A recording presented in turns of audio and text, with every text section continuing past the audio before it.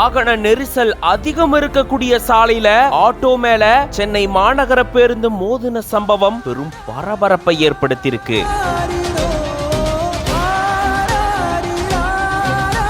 ரொம்ப நேரம் போராடி பேருந்துக்கடியில சிக்கின ஆட்டோ ஓட்டுநரை மீட்டு சிகிச்சைக்காக செத்துருக்காங்க. அரை மணி நேரம் திருவள்ளிக்கேணி பகுதியே ஸ்தம்பிச்சு போய் நின்றிருக்கு.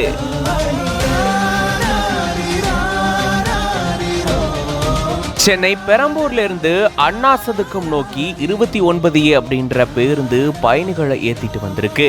அந்த பேருந்து திருவள்ளிக்கேணி பெல்ஸ் சாலை வழியா வந்துட்டு இருக்கும் போதுதான் எதிரில வந்த ஆட்டோ மேல எதிர்பாராத விதமா மோதி விபத்தை ஏற்படுத்தி இருந்திருக்கு. இந்த விபத்துல ஆட்டோ சுக்குநூறா நொறுங்கின நிலையில ஆட்டோல பயணம் செஞ்ச 2 பெண்கள் லேசான காயத்தோட உயிர் தப்பிச்சிருந்திருக்காங்க. ஆனா ஆட்டோ ஓட்டுநரோ உயிருக்கு ஆபத்தான நிலையில சிக்கி இருந்திருக்காரு. பேருந்து கடியில அவர் சிக்கி இருந்த நிலையில தான் பொதுமக்கள் ரொம்ப நேரம் போராடி அவரை மீட்டு ஓமந்தூரார் அரசு மருத்துவமனைக்கு சிகிச்சைக்காக அனுப்பி வச்சிருந்திருக்காங்க. பேருந்து ஆட்டோ மேல மோதின விபத்தால ஏற்கனவே போக்குவரத்து நெரிசல் அதிகம் இருக்கக்கூடிய இந்த சாலையில வாகனங்கள் அணிவகுத்து நின்றிருக்கு. கிட்டத்தட்ட இது இங்கிருந்து நகர்றதுக்கு அரை மணி நேரம் ஆகியிருந்திருக்கு. இதனால மொத்த திருவள்ளிக்கேணி பகுதியே ஸ்தம்பிச்சு போய் நின்றிருக்கு. பெருமாள் மலை ஏறிய போது விட்ட பெருமூச்சு, மயங்கி விழுந்த பக்தர் உயிரிழந்த பரிதாபம்.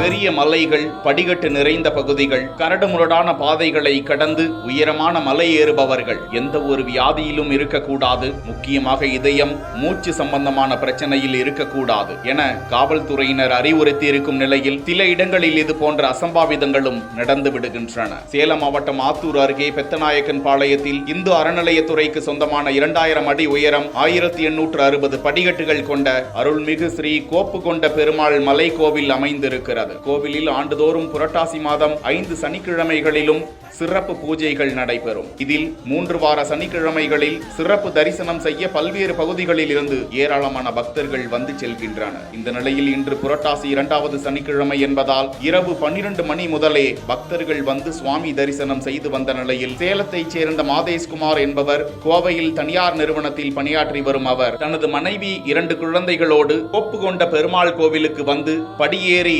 சாமி தரிசனம் செய்தார். போதுதான் அவருக்கு திடீரென மயக்கம் ஏற்பட்டது. தகவல் அறிந்த ஏத்தாப்பூர் காவல்துறையினர் அவரை சோதித்த போது